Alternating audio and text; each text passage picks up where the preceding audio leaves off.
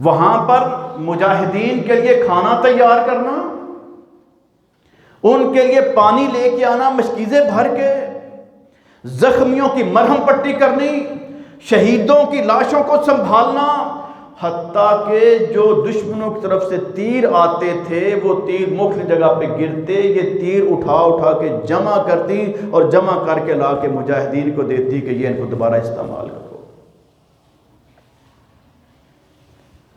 غزوہ احد کے اندر جب حالات بڑے سخت ہو گئے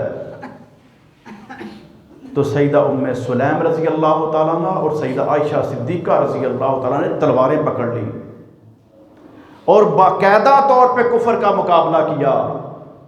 غزوہ حنین کے اندر ابو طلحہ فرماتے ہیں کہ میں نے دیکھا کہ ام سلیم نے ایک بڑا خطرناک قسم کا خنجر پکڑا ہوا ہے اور بڑے عجب انداز سے ادھر ادھر پھر رہی ہیں۔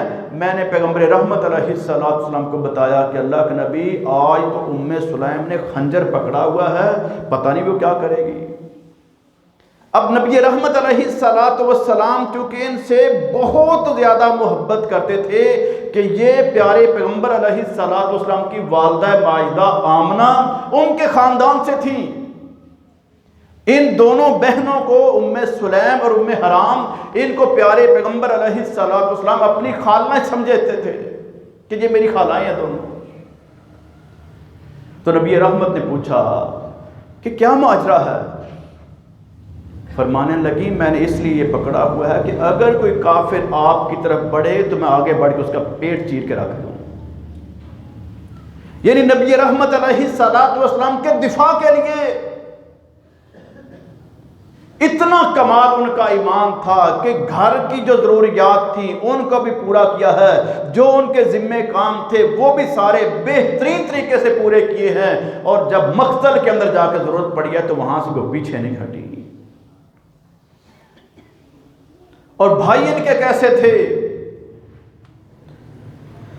بئر معونہ کے موقع پر اسلام اور کفر کا معرکہ ہوا، ان کے بھائی ہیں سیدنا سلیم جن کی نسبت سے انہوں نے اخت سلیم کے بجائے ام سلیم کو نیت رکھی، حالانکہ بہن کو اختے کہنا چاہیے تھا نا، لیکن چونکہ بڑی بہنیں ہیں یہ بھائی چھوٹے تھے تو ماؤں کا کردار ادا کیا۔ دونوں بہنوں نے دونوں بھائیوں کے نام پہ اپنی کنیتیں رکھی۔